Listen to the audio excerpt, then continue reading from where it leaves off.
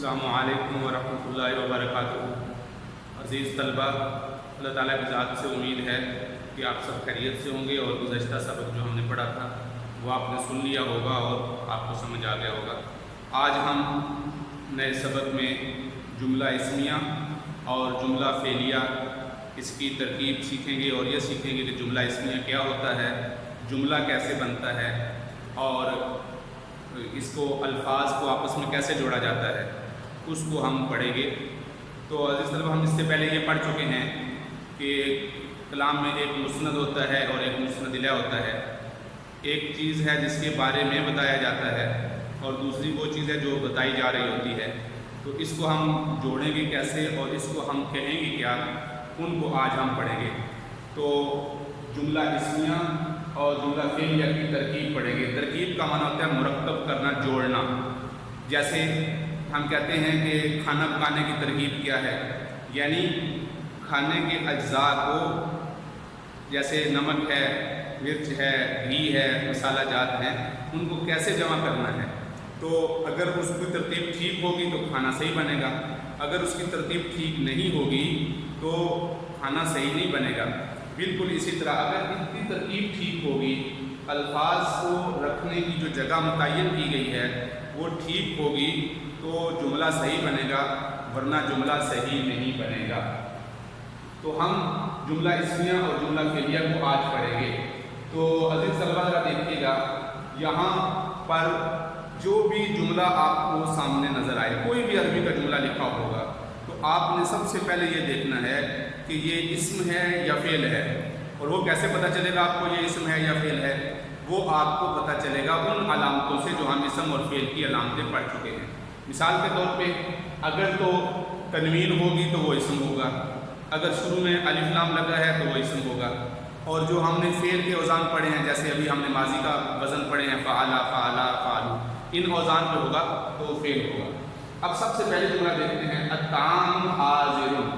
तो अब आप ये लफ्ज़ देखेंगे, अत्ताम, ये इस्म है या फ़ेल है, आप देख के बताएंगे तो आप यकीनन आप पहचान जाएंगे कि ये इस्म है। कैसे पहचानेंगे कि इसके शुरू में अलिफ लाम लगा हुआ है।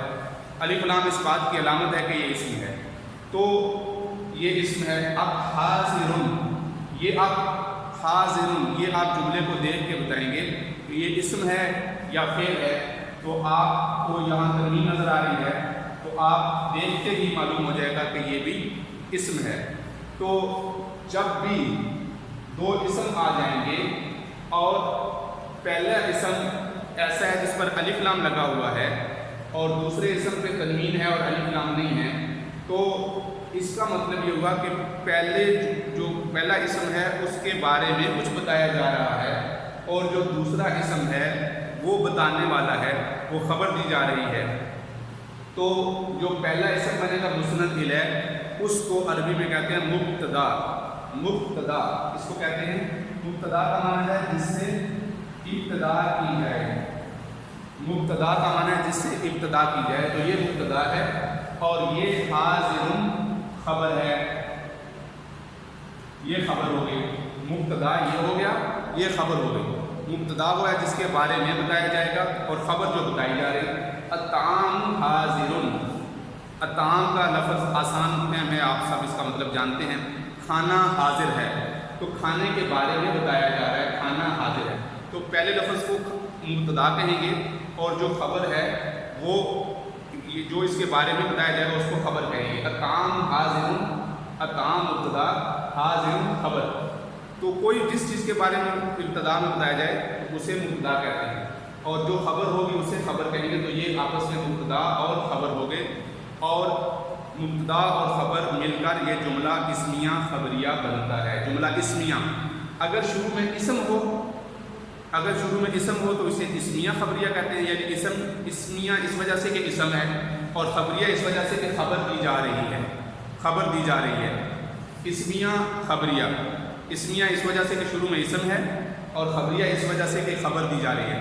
अगर शुरू में फ़ेल हो, आप वज़न पीछे पढ़ के आ चुके हैं, फ़अला उसने काम किया, सजदा उसने सजदा किया, ज़रबा उसने ज़रब लगाई।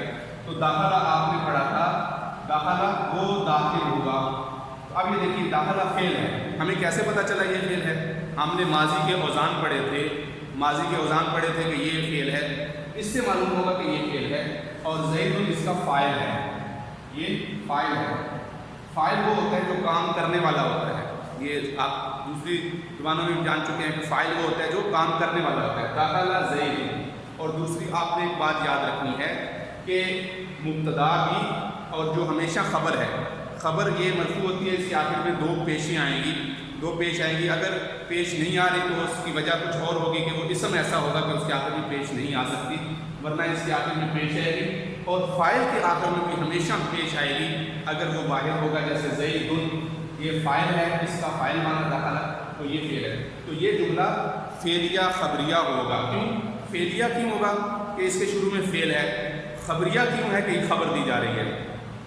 تو وہ جملہ جس میں خبر دی جا رہی ہوگی اس کو جملہ خبریہ کہتے ہیں، اور جس میں کوئی خبر نہ دی جا رہی ہو، حکم دیا جا رہا ہو، مثال کے طور پر تم یہ کام کرو، تم فلاں جگہ مت بیٹھو، تم موبائل مت دیکھو، اب اس میں خبر نہیں دی جا رہی ہے، حکم دیا جا رہا ہے، منع کیا جا رہا ہے، کاش میں جوان ہوتا۔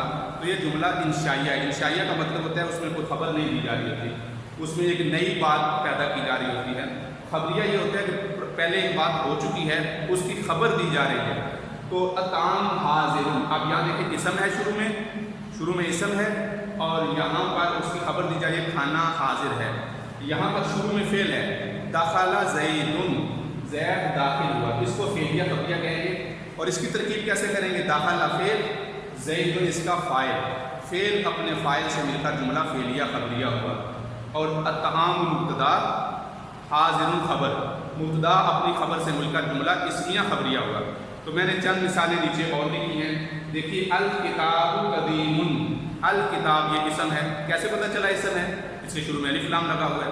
الکتاب قدیم، کتاب پرانی ہے، الکتاب قدیم، الکتاب کتاب کے بارے میں بتایا جا رہا ہے، بتایا کیا جا رہا ہے؟ قدیم پرانی ہے۔ تو یہ مبتدا، یہ خبر، مبتدا اور خبر سے مل کر کیا بن گیا؟ جملہ فعلیہ خبریہ؟ نہیں، جملہ اسمیہ خبریہ، اس لیے کہ شروع میں اسم ہے۔ اگر شروع میں اسم ہو تو اسمیہ خبریہ، شروع میں فعل ہو تو فعلیہ خبریہ۔ البیت جدید، گھر نیا ہے۔ الجوال قدیم، موبائل پرانا ہے، تو موبائل تو نیا ہی اچھا لگتا ہے، اس لیے آپ لوگ بھی نیا موبائل لے لیں۔ الجوال قدیم، موبائل پرانا ہے۔ اب اس طرح کے جملے آپ بے شمار جملے بنا سکتے ہیں۔ مثال کے طور پہ آپ کو گھر کی عربی معلوم ہے، اور یہاں میں نے لکھا البیت جدید، تو آپ البیت قدیم۔ اسی طرح کرسی کی عربی آتی ہے، الکرسی قدیم، بڑی ہے کبھی الکرسی کبیر، چھوٹی ہے الکرسی صغیر۔ یہ سارے کے سارے جملہ اسمیہ خبریہ۔ اب ہم فعلیہ کی طرف آتے ہیں۔ شروع میں فعل ہے تو دخل زید، زید داخل ہوا۔ ختم اللہ علی قلوبہم، ختم اللہ، اب یہاں دیکھیے گا یہ ختم، یہ شروع میں ہے، سورہ بقرہ کے شروع میں یہ ختم اللہ علی قلوبہم، تو یہ لفظ اللہ جو ہے، یہ والا لفظ اللہ کس پر؟ اللہ، ختم اللہ، اللہ نے مہر لگا دی، ختم کہتے ہیں مہر لگانے کو، اللہ نے مہر لگا دی ان کے دلوں پر۔ تو ختم فعل، لفظ اللہ اس کا فاعل۔ تو آگے ابھی ہم نہیں جاتے، یہاں اس کو نہیں آتے، آگے یہ بھی کبھی پڑھا، اللہ نے مہر لگا دی، ختم فعل، لفظ اللہ اس کا فاعل، فعل فاعل سے مل کر جملہ فعلیہ خبریہ۔ ذہب اللہ، ذہب اللہ، یہ دیکھیے جہاں بھی فاعل ہوگا وہ اس کے اوپر پیش آئے گی، جہاں بھی فاعل ہوگا اس کے اوپر پیش آئے گی، یہاں بھی پیش ہے، یہاں بھی پیش ہے، یہاں بھی پیش ہے۔ اگر پیش نہیں آئے گی اس کا مطلب یہ ہے کہ وہ اسم کچھ ایسا ہے کہ اس پر پیش نہیں آ سکتی، ورنہ جو فاعل ہوگا، جو کام کرنے والا ہوگا، وہ ہمیشہ اس کے اوپر پیش آئے گی۔ ذہب اللہ، جاء امر، یہاں بھی دیکھیے جاء فعل ہے، آیا، امر امر آیا۔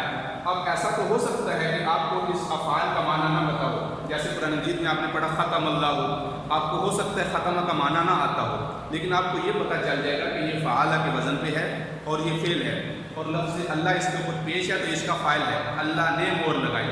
ذہب اللہ، ذہب اللہ، ذہب کا معنی جب اس کے آگے ذہب اللہ بنورہ با لگا ہے تو یہ بن جائے گا لے گیا، اللہ لے گیا، تو لے کر جانے والا کون ہے؟ اللہ، اس لیے اس کے اوپر پیش آئے گی۔